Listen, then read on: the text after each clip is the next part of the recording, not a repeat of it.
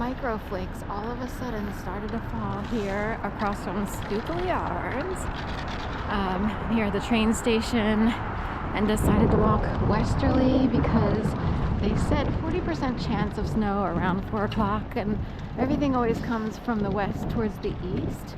And there's very tiny microflakes. I'm hoping it'll pick up to a heavier, more visible situation. It's hard to see. I'm trying to figure out if there's a way to see it against like a, probably not, it's so micro right now that all of a sudden I noticed it and was like, I can't believe it just started here at the Schuylkill Yards. Reminds me of Hudson Yards up in New York. And of course, I always see SC and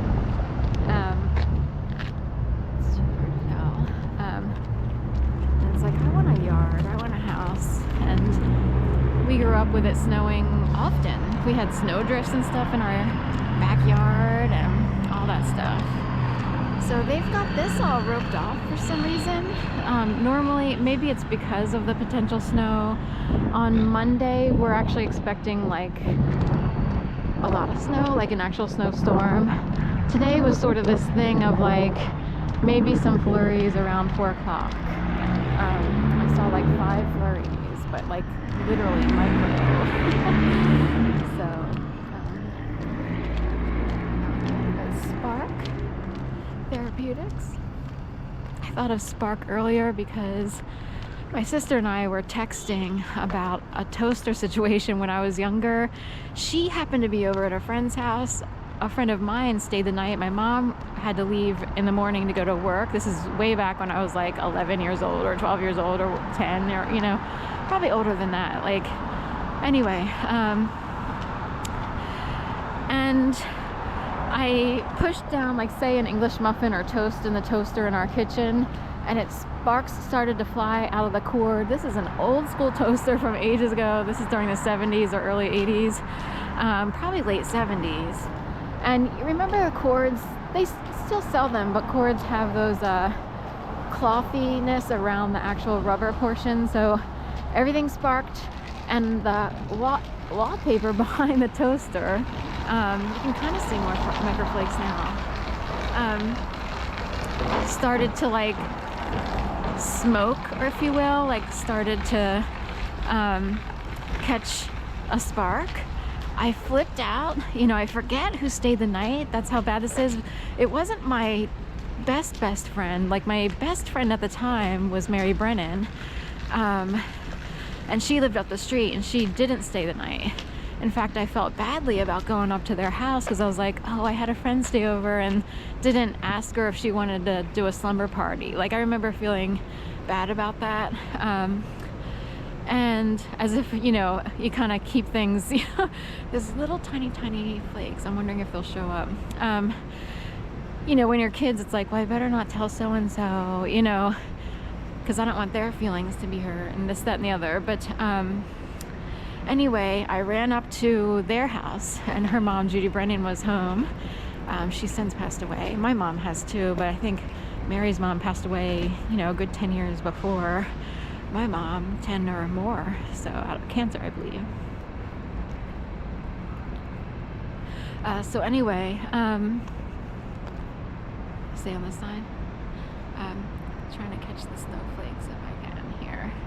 They're very micro. I'm hoping they'll pick up. So anyway, I ran up to the Brennan's house, and Judy Brennan ran back to our house, and there was smoke all billowing out of the kitchen and down. We had a split level home. My mom was, you know, we stayed there, and it was billowing out, you know, down the first flight of stairs, if you will, to the front door.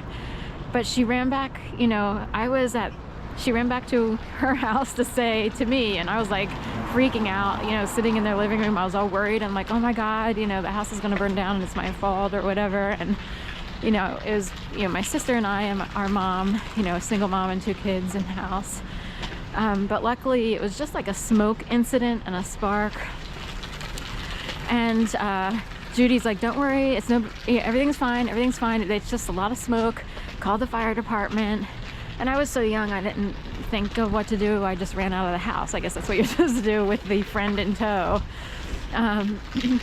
This reminds me, back in those years, I actually skateboarded. I had like a little dime nickel skateboard, whatever they call them, plastic ones. So anyway, I actually did that down the street alongside, you know, the block that we were on. But anyway, so all was fine in the end. My mom had to get new wallpaper and a new chair rail, as they call them, those moldings that go around the kitchen that are like 2 feet, you know, above the ground. Oh, should we go? So anyway,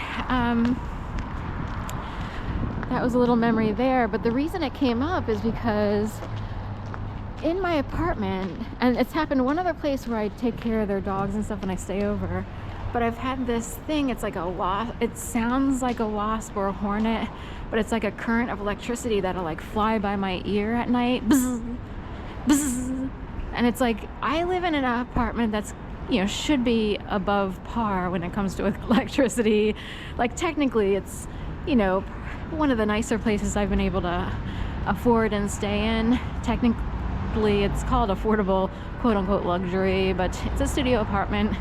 It's hard to explain how Philadelphia works. But anyway, and it's like, what is it? You know, like, so this has happened before. And it's like, am I being harassed, like electronically harassed, or what is it? Bzz, bzz, you know, in the middle of the night. After I turn out my lights is usually when it happens. And it's happened also when I stayed at a house. For overnights. And it's like, is there too much metal in my apartment and the place where I stay? Or how does it get sparked? What is it? So that's how that all came up. And we kind of wondered, like, what if certain people are highly sensitive or mediums and they don't know it, or if they're actually targeted for bizarre activity. Like, you're like someone's research project for like 50 years, you know what I mean? So anyway, I wound up calling Thomas Edison Electric, a family-owned company, and talked to a really nice woman there. She sort of took down the information or what have you. There's some clouds just in case, you know, it's very Micro-Flakes right now, but Abigail.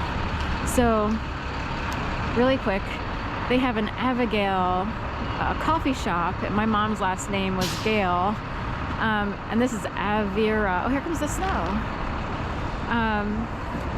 Avira Schuylkill Yards. So I'm kind of curious what AVI means. But here's the snow.